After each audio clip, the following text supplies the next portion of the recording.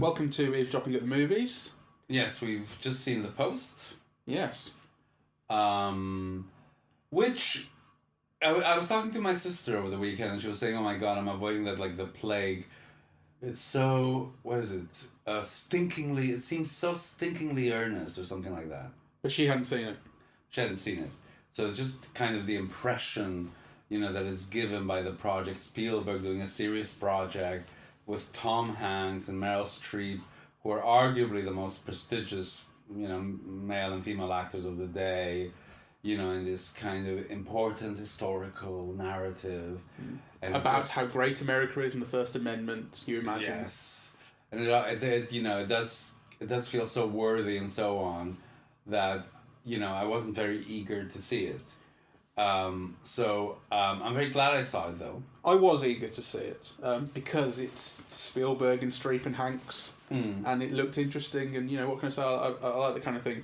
I mean, to be fair, I was also enormously eager to see Lincoln because it was Spielberg and Daniel Day-Lewis doing a biopic of the greatest president ever. So it's going to be amazing. Of course, it turned out to be kind of dull. It was very dull. It was extremely dull. But that didn't dampen. Very handsome to look at. Yeah, but that didn't dampen my enthusiasm for this. I thought this is going to be proper quality.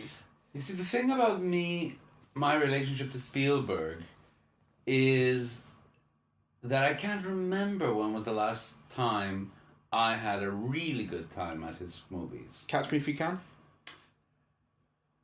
We have to skip that one because actually, I've never been able to see it all the way through. Really? Yes. How come? It's just one of those things. I think I missed it at the cinema. I tried to watch it on TV. I fell asleep. I tried again. I'm a big fan of Leonardo DiCaprio. It's a great film. Yeah. Lots and lots of energy. I saw bits on TV, so... But even if you accept that that's the last time for you, that's 15 years ago? Well, no, I was suggesting that would be the last time for you. Because I'm thrilled by pretty much everything I see of his, regardless. Come on. I love it. I love Bridge? Bridge of Spies? Yeah. I love that film. I think that's a great little film. I know it's got its problems. It has the thing of how... I watched it again recently. I know, you said you'd watched it 20 times or something absurd. I watched it again recently to confirm how much I liked it, and it's true that I do like it. And there is that one bit in it where it's there's the Russian spy who's in the American jail, and there's the American spy who's in the Russian jail, and the American spy in the Russian jail is being treated badly, and the walls are covered in dirt, and he's being woken up in the morning and tortured, blah, blah, blah. And then it cuts to the Russian spy being kept in the American jail, and they say, "Sir, we need to speak to you." And it's there's no fucking way they were that nice. I mean... But there is the construction of the plot and the way the scenes work and the way the camera moves. That is an exquisite film, Bridge of Spies. He's incrededly skilled. The craft is unparalleled. That's true. And actually, I think that's true of this film as well. Yeah. Kind of everything about it is really interesting, except its view of life and the culture and the country. Everything seems shallow. You're talking about this or Bridge of Spies? Both, because I think they both suffer from the same problems, really. Okay. Well, I must say that I saw this earlier than you did today because I had stuff to do. So I saw an earlier screening, and while you were seeing it just now, and I knew you were in the cinema, I was thinking to myself, I'm kind of jealous that you're seeing. Like I wanted to see it again. My God, okay. Yeah. It's not to say that I'm in love with it, but I wanted to see it Let again. me put it this way. I liked it much more than Bridge of Spies. And I think it's a very timely film. It's about the importance of the press, and the press as a safeguard of, democracy in the U.S. and, how the presidency is not the state, and how to have the right to publish is to publish. If you don't publish, then you lose the right? And, how democracy requires a free press, which, I think is absolutely true. The film is very timely in terms of Fox News and the Trump presidency. We live in a situation where the press...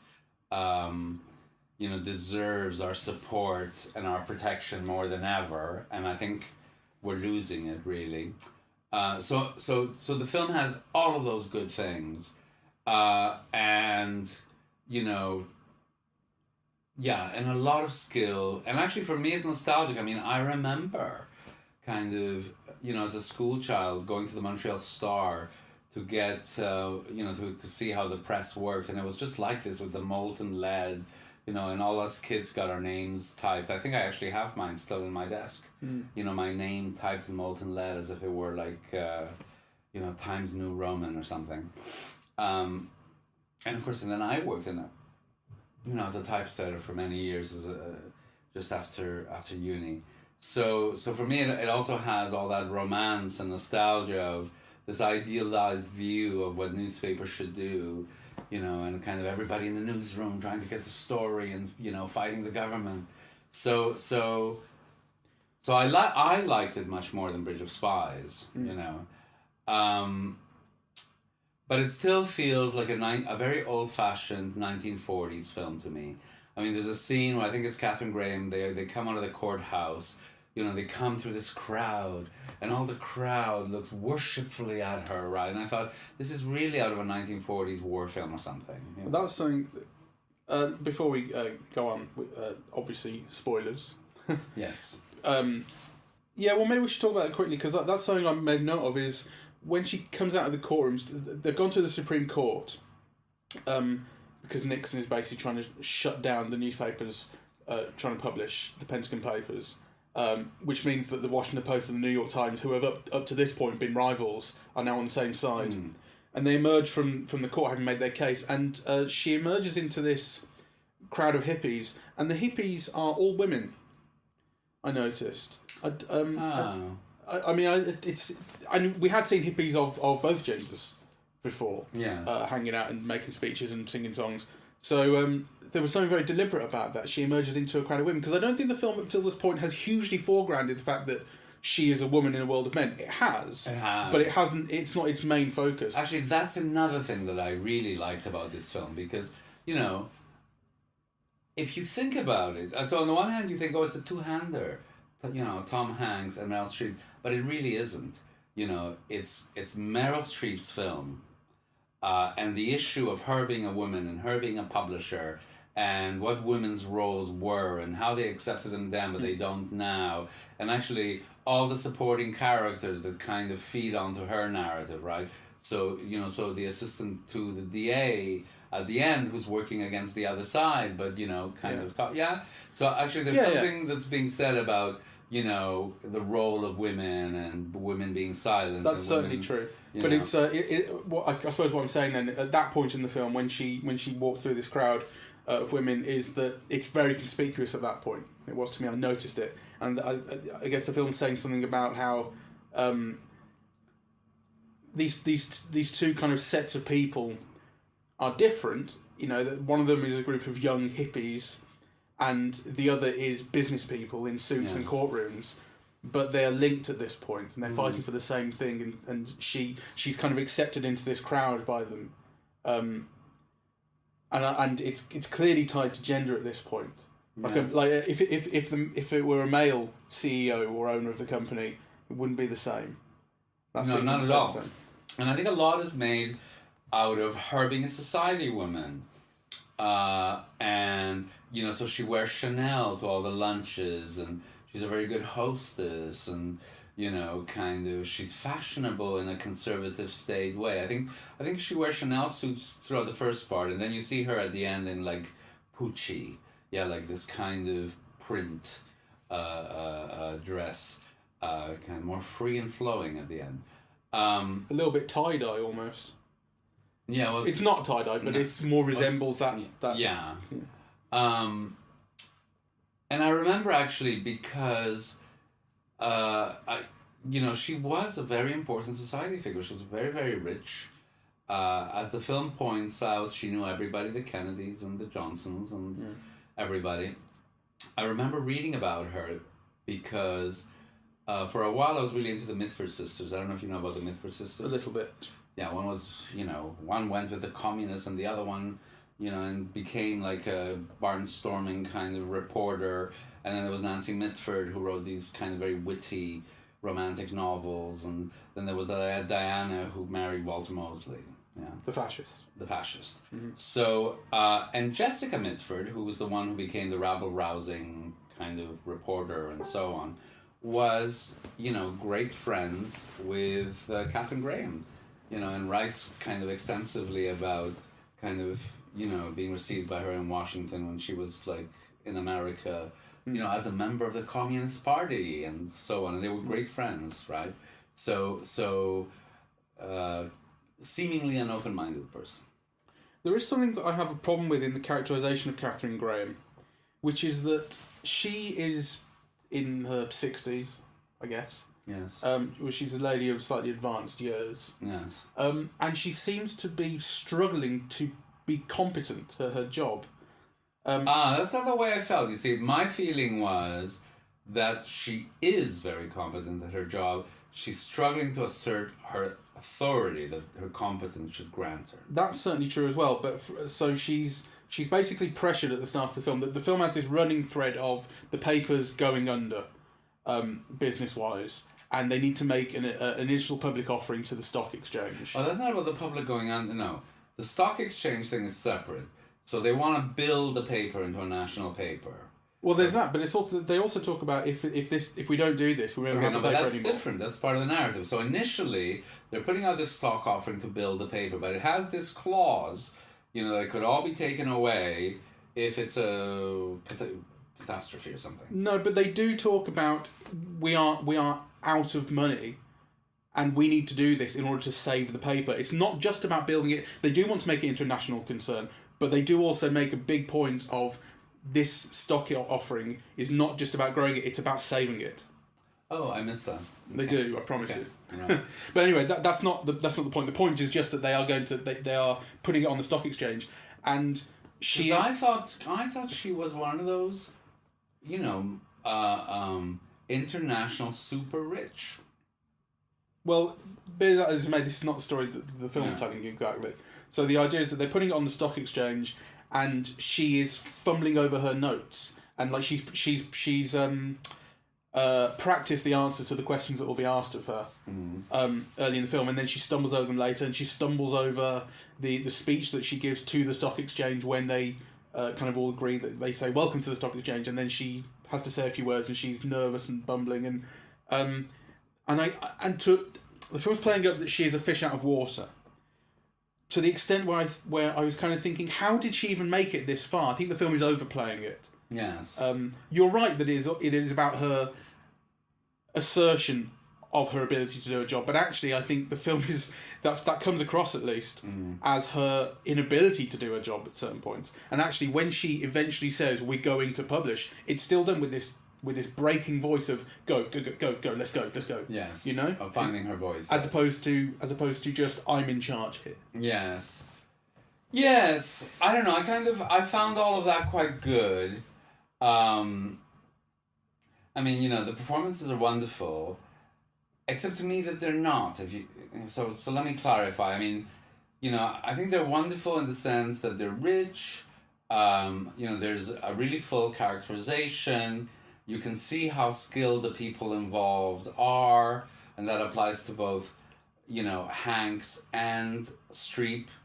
But neither of them, to me, surprise or bring joy. This just like really skilled. Yeah. I know what you mean. So there's they're very staid, and actually I hate this kind of, worshipfulness of celebrity. Like you feel that, there's something stultifying and, that takes life away. That too much appreciation takes life away from performers, really. That they suffer from like legend worship or something. And I think that shows a bit in these performances of Hanks. It reminds me of an article that I think you probably sent me a couple of years ago, which was about famous actors performing on stage in New York, and how like Jeff Goldblum is in a play, and the moment he steps on stage, the play stops because there's 2 minutes of applause. Yes. Just because he's shown up. Yes. There seems to be a feeling of that. It's like, and now Meryl Streep. Yes. And now Tom Hanks. Yes. And you're never quite watching their characters. You're always watching they are Meryl Streep and Tom Hanks, not Katharine Graham and Ben Bradley. That's right. Though, you know, I do think Streep is more successful at that. Yeah. Just because you've seen her be so different in so many recent roles. I mean, I absolutely love her Florence Foster Jenkins. You know, I think she and Hugh Grant are terrific. You know, and just her singing makes me laugh, really. Like, but like bursts, you know, kind of. And she's a comic genius in a way. I remember in that film, like, every time she would change a note, it was like almost like Lubitsch, where a laugh builds on top of a laugh and on top of a laugh just through her pitch. You know, I thought she was fantastic in that. And I'm not a fan, really. Like, for many years I thought, well, she's not a real star because, you know, she doesn't bring people in. Like, people never... I don't think audiences warm to her until The Devil Wears Prada, right? Okay. And I have a theory that actually, you know, she wasn't in any hit where she was the central character. All her big hits were, you know, with Robert Redford in Out of Africa, or Robert De Niro and The Deer Hunter, and, you know, Woody Allen, or, that actually the films that were built just around her, like, you know, what's the one with... Sophie's Choice, Kramer versus Kramer? Well, Kramer vs. Kramer was with Dustin Hoffman. I think, I suppose Sophie's Choice was her film, and it was a hit, though not a big box office hit. It was a very big critical hit, which she managed always. But, you know, was it like Cry in the Dark, really, where she's, you know, magnificent, but so cold, right? And that made like 2 cents, basically, you know. So films like that, like, I think she had a whole run of those films where I just think the audiences didn't warm up to her until she became middle-aged in The Devil Wears Prada, really. Yeah. So anyway, that's just my theory. I haven't, you know, I'd have to look up all her films and demonstrate it. I think you might be right, to be honest. I think you might be right. But then she got to Mamma Mia, and that's the most important thing. Well, she then had so many hits where she was really the headlining star, you know, and they were all, like, quite good. There's the film that she made about Julia Child, right? Julie and Julia. Yeah, Julie and Julia, you know, where really she's the show. And it was like, and she carried it, really. You know, and then there was that lovely film with Alec Baldwin about a middle-aged couple divorcing or because they can't have sex or something. And that was kind of lovely, and she carried that as well. And, you know, those were really her hits. And, really. Of course, there was The Iron Lady, where she played Thatcher. I don't think that was a big box office hit, but Really? No, I don't think so. We'll find out. But I thought she was magnificent. Well, I mean, it made $115 million on a $10 million budget. That's a big hit. Yeah. There you go. I mean, she basically, like, her portrayal of Thatcher was kind of, it was along the lines of what's her face playing the Queen. Helen Mirren, yeah. Yeah. That kind of level of identification. Okay, fair enough. You know, so by American standards, there was certainly, you know, that wouldn't be a big hit, right? Because that's international. It's not just like, you know, what did it do in the U.S. domestic? Oh, I don't know. Give me a second. I was only looking on Wikipedia. 2 seconds. Domestic was 30 million. Foreign was 84. So that's still 3 times its budget. Yes. I mean, it's a film of a certain size. Like, it's never going to make, you know, kind of Avengers money. But those things are complex because, sure, it's a film of a certain size with one of the biggest stars in the world. Yeah. No, I take your point. Anyway, I just find it interesting that in a way, audiences really warmed to her. She became truly a star, kind of, in my mind, when she became middle-aged. Yeah. And actually, when she played comedy and being middle-aged, really. You know, so they're two... And I think she's kept the audience's affections ever since. You know, and there's a lot of goodwill towards her, though. You know, she's got her detractors. But then so does everybody. Anyway, I think she's quite good in this, and she actually does paint depict or portray a rounded character. You do see the wheel spinning, you know. The dresses, the intonations, the formal way that she speaks, But anyway, I liked it, you know. Yeah. So let's get on to more what you think, because I'm sure you have more articulate things to say. I suppose the other thing to think about in terms of the craft is that I adore Spielberg's direction, and I love how he holds shots and the way he moves the camera to kind of keep everything interestingly or beautifully framed, and he lets scenes run. He lets the actors act. Yes. The scene in which you first, the scene in which Streep and Hanks first have a conversation is over lunch. So she's the proprietor, he's the editor, and they're discussing something. Well, they're discussing a range of things. And it's a really long scene. It's got to be a good 3 or 4 minutes, and it's a single take, the whole thing. And the camera moves to frame everything, and then it ultimately just parks in this 2-shot, and you just get to see the actors act, and it's like it's actually quite theatrical. You get to see there are pauses, and then the conversation moves on, and this is all happening in one go. And I thought, this is confident and brilliant. Like there's actually the kind of the steady hand controlling this kind of inspires confidence in you as an audience member. Yes, I mean the film is very assured. I mean that was true of Bridge of Spies as well. You know, kind of the way that he moves the camera is always like, you know, he's a genius at it, and there's no other way of putting it. But I think there are grounds for criticism. I mean, I think kind of, you know, to me the film isn't complex enough really, and you know where I was saying that it's kind of designed, you know, as a 1940s raise people's spirit kind of rah-rah film. I mean it, right? Like the film is designed to get people pumped up over a free press, you know, and kind of leave people thinking that it's absolutely essential to American history and American health. And I think a lot of things are compromised when, you know, that's your goal, you know, like truth. It's funny, I think I was actually expecting, especially given Lincoln, which was about kind of it was about the 13th Amendment and the abolishment of slavery, and the kind of the will of a man to do something great and to improve the American system, how great the American system kind of was. I guess I was expecting something kind of similarly right on. It was going to all be about the First Amendment, and the First Amendment is great. We must defend it, and we have to use it, and the system is what makes America great. The fact that we have this Constitution, that's kind of what I thought it would be. And there are certainly elements of that. There's particularly one very cringy moment towards the end where everyone's in the Washington Post offices, and the Supreme Court decision is coming through on whether they're allowed to publish or not. And the girl's on the phone, and everyone's listening, and she says, "It's 6-3. We've got the decision." Everyone cheers, and then she recites, hearing it over the phone. So she recites the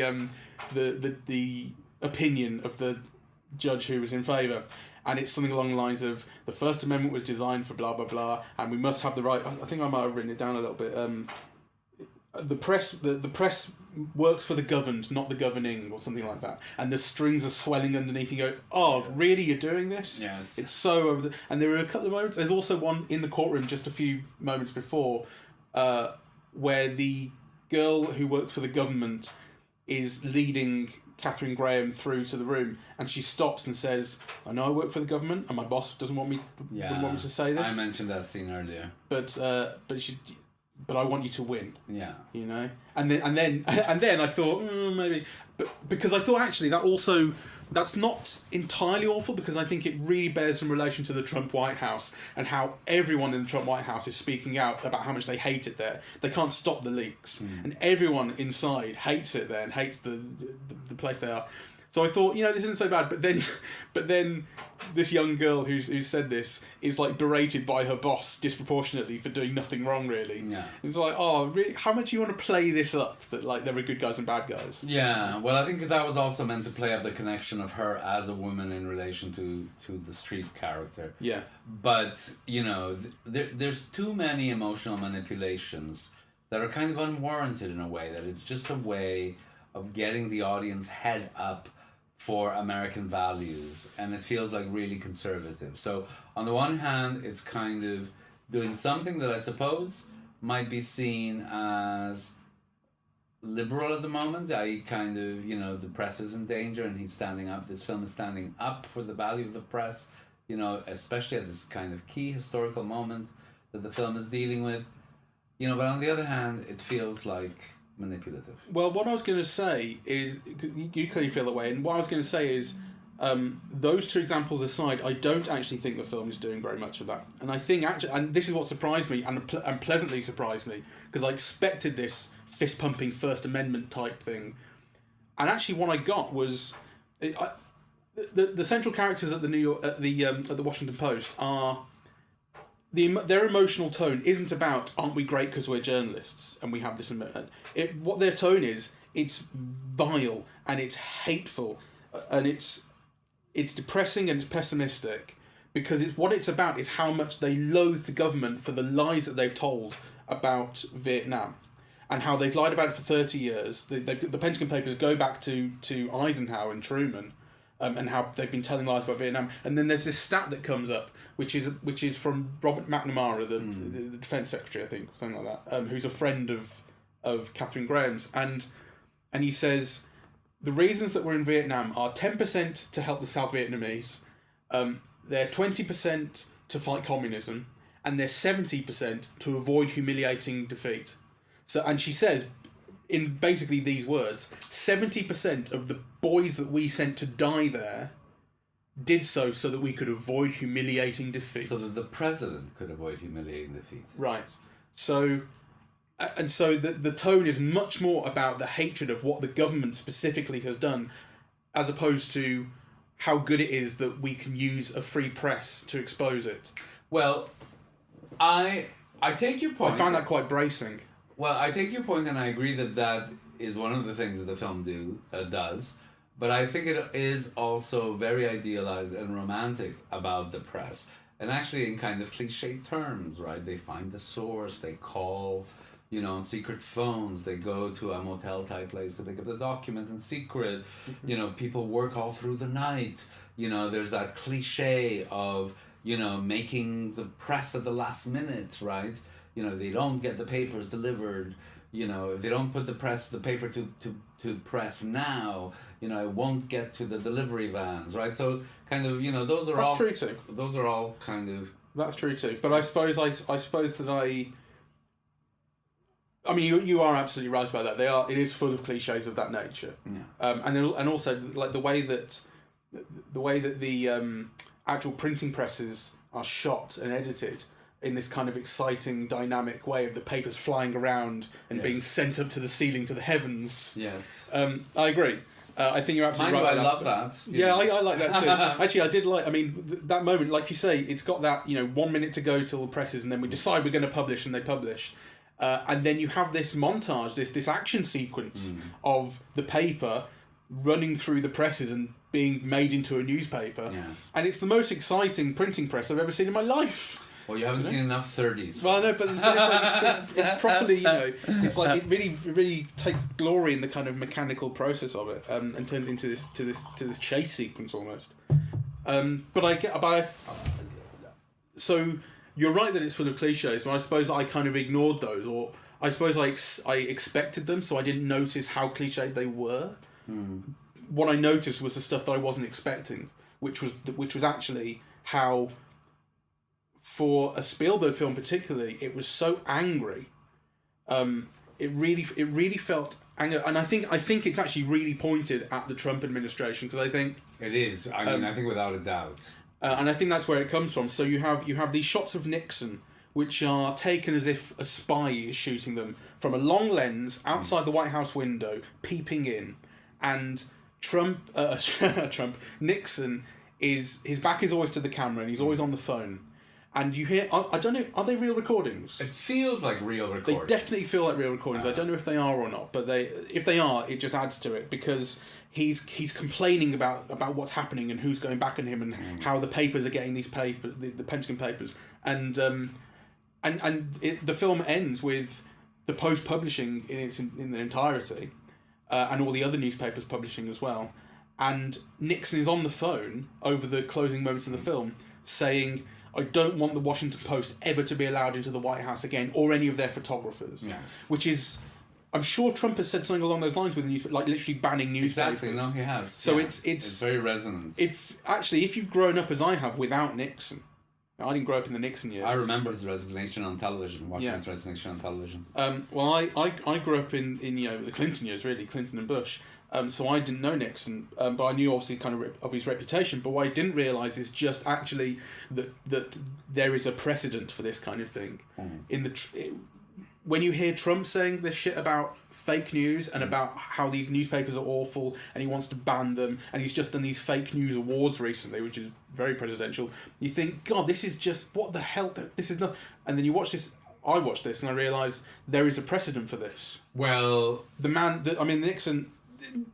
If Nixon there is no precedent for Trump. There's no precedent in some respects, but in terms of a president trying to use the power of the presidency and of the government to take down a newspaper. Lots of presidencies. Yeah, that's what I didn't quite realise. And actually, the film shows you because and it's just his personal anger about it. Well, they talk though about how Eisenhower, Kennedy, and Johnson all manipulated the press, right?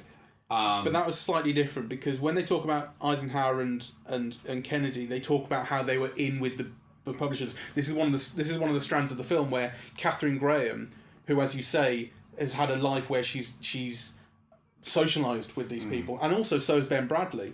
Yes. They go back and forth at one point saying, well, you wouldn't have, you didn't say anything bad about this. Yeah. And she says, well, you didn't say anything bad about this because he was your friend as well. Yes. And part of the thing of the film is we have to learn to put that aside in order to stand up for what we're supposed to be standing up for. So the way in which the government and the people in power have previously manipulated the press was by being their friends. Yes. Whereas with Nixon on the phone, it's just vitriol and attack and I want them shut down. Well, they mention how his enemies list. They mention Nixon's enemies list. You know, they say, well, how many people are on it? Oh, thousands. Right? Like, And there's clearly a difference with Nixon. The way they talk about him and they say he is a dirty bastard and he's different. Yeah, he's vicious and nasty. But none of the stuff was public the way that the Trump stuff is. No, you're quite right. That is true.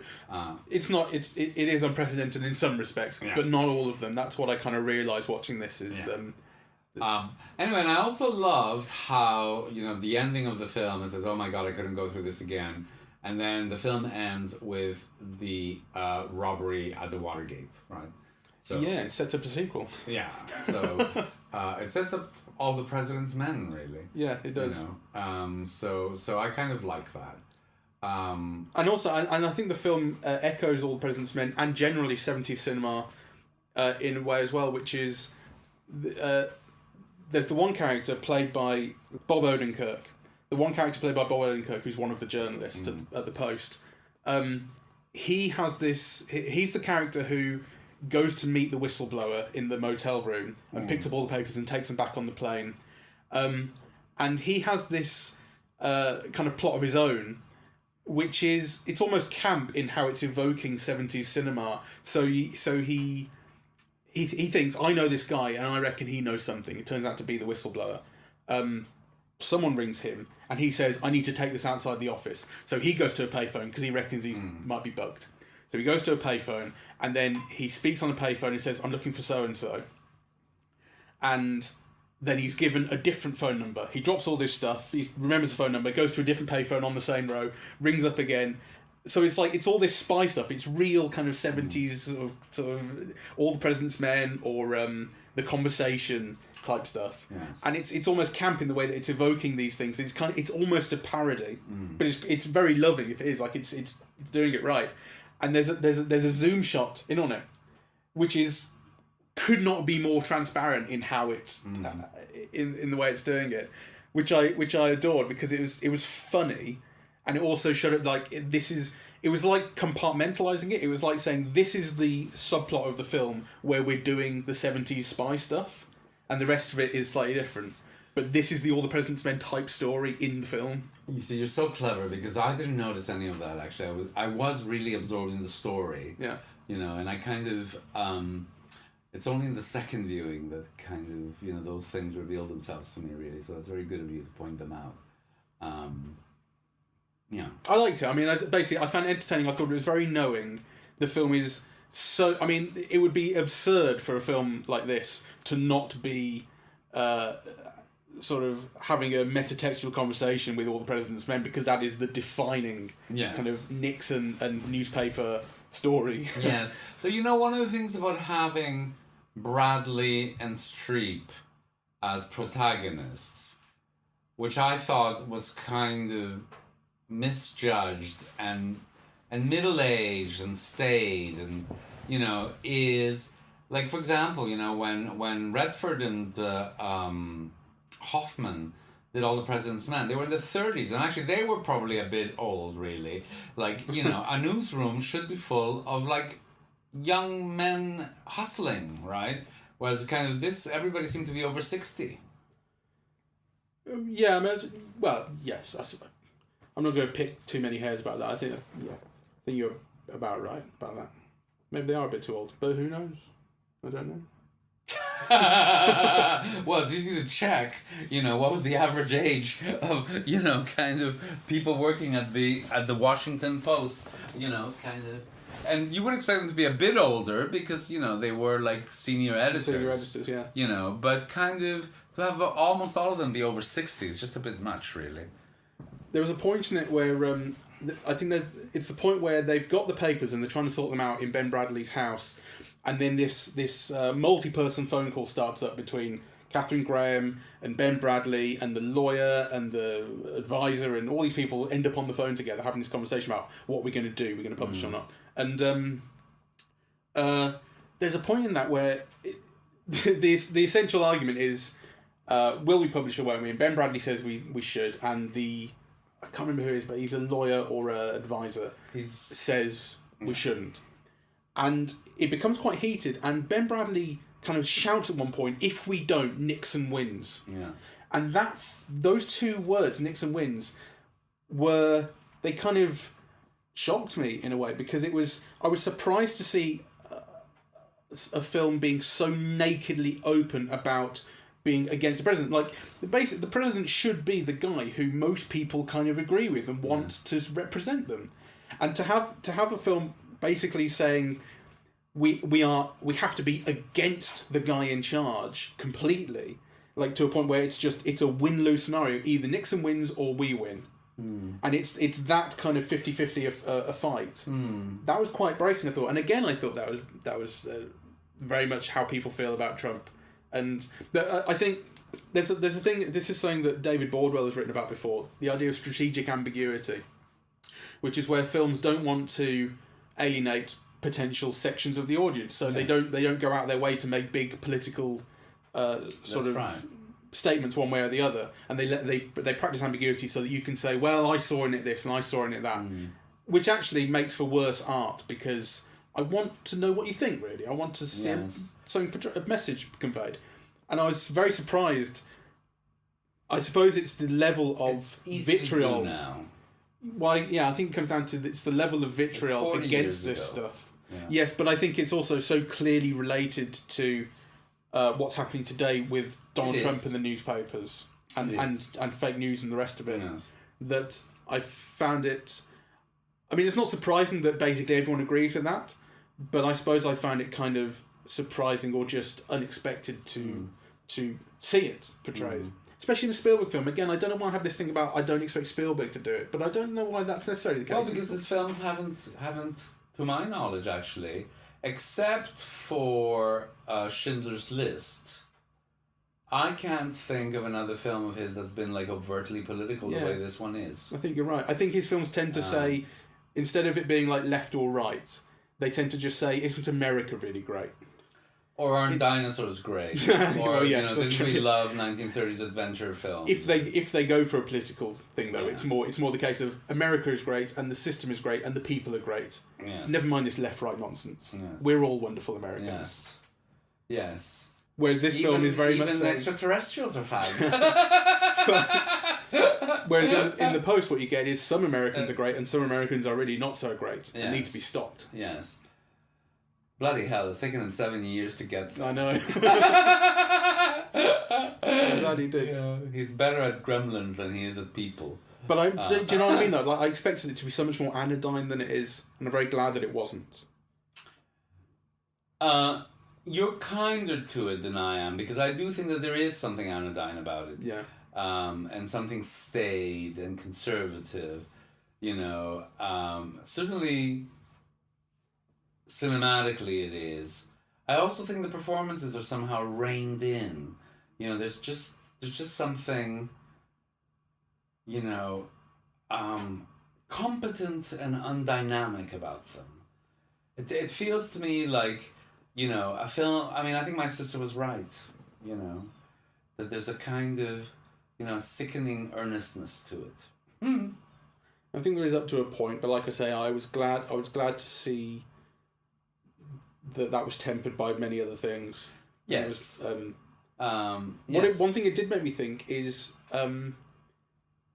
it made me think about what films about Donald Trump's presidency are going to be like in 30 years' time. They're going to be farces. It's the first thing that's really made me think that, because I was thinking, with Donald Trump, he does so much stuff, and like on a daily basis, he does things that any other president would be thrown out of office for. It's incredible, and you can't keep up with how outrageous and how frequently it happens, and so you can't.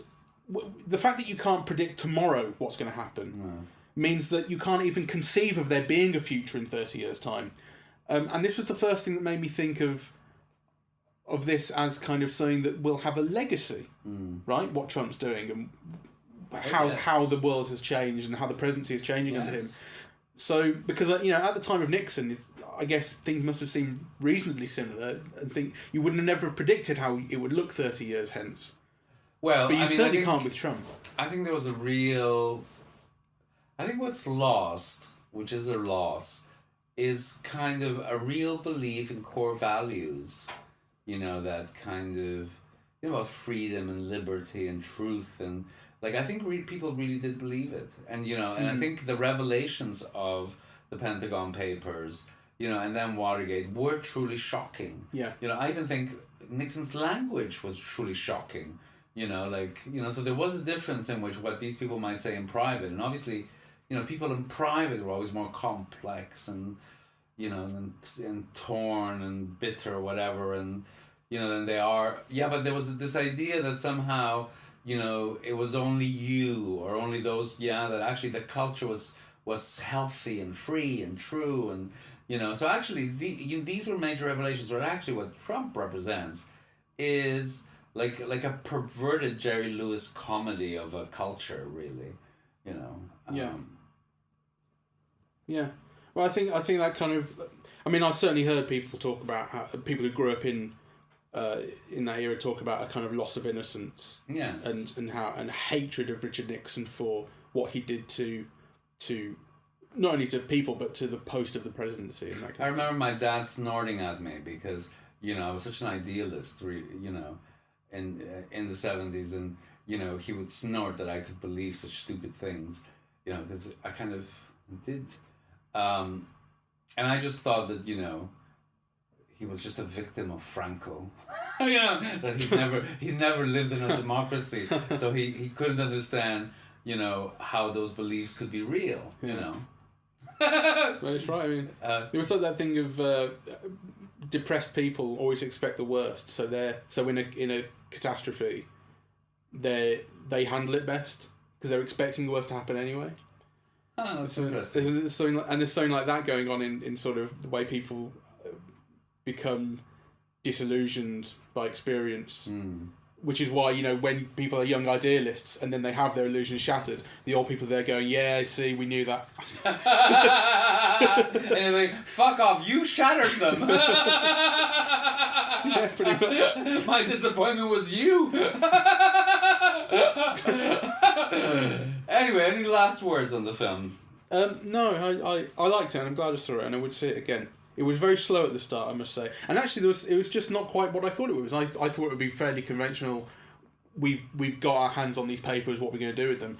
But I didn't expect it to be that the New York Times had them in part. Yes. And then we were playing catch-up. The start of the film is about we're playing catch-up and what we're going to do. and then it turns out we can get our hands on them too, and then it becomes a more conventional sort of political expose thriller after that. Yes. I liked it much more than I expected to, actually, and I would recommend it. There's no question about it. And I liked the look of it. And it was never for 1 second boring. The story is really, really well told. But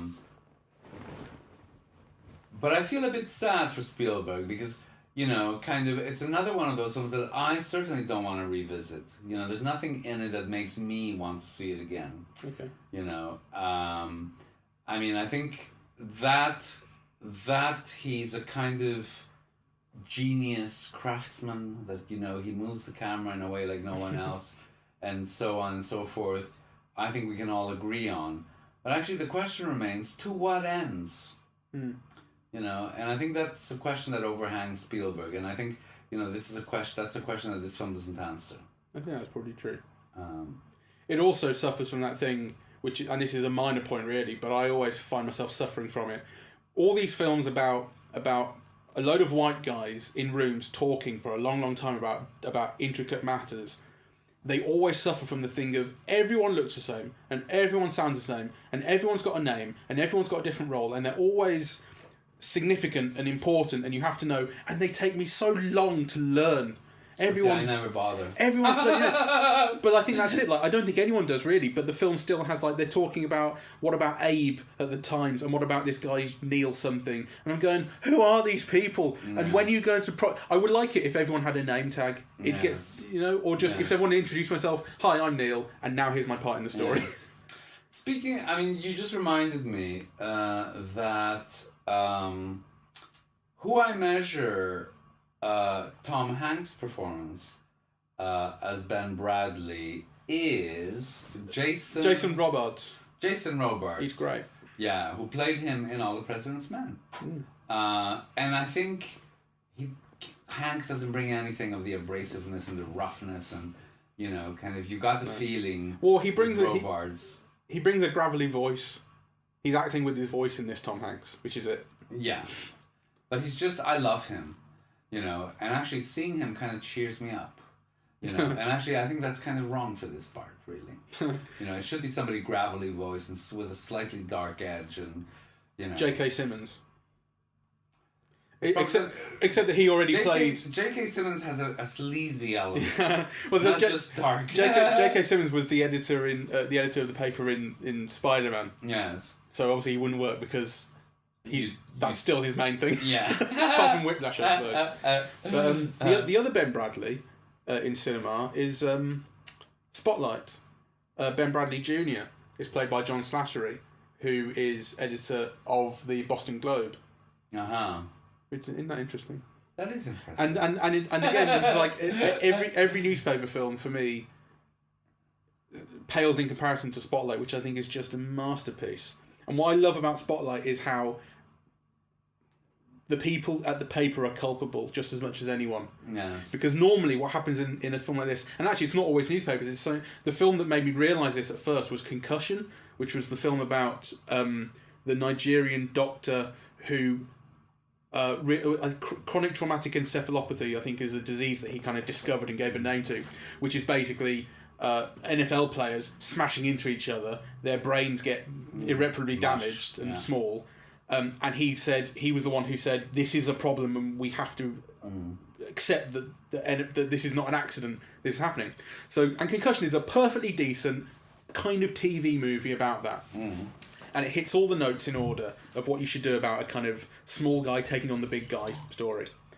And when I watched that, I realised everything about Spotlight that was unique and brilliant. And the central thing is that the central thesis in Spotlight is what the Stanley Tucci character says, which is, if it takes a town to raise a child, if it takes a village to raise a child, it takes a village to abuse one.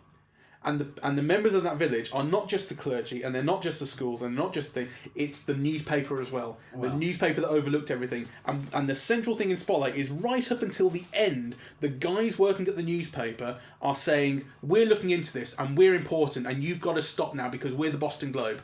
And they don't realise, even right up until the end, that they were part of the problem. And they were covering it up too. And that's great. And this is saying, this is not saying that this film does, not that it's its project, but obviously in this film, we're exposing the truth for all the right reasons, and we're great. But that's my idea of a great newspaper film is the front page, and I wanted some of the cynicism and darkness and humor and quickness and brightness and smartness. Yeah. The zing, and you don't get any of that in the film. You wanted it to be more His Girl Friday. Yeah.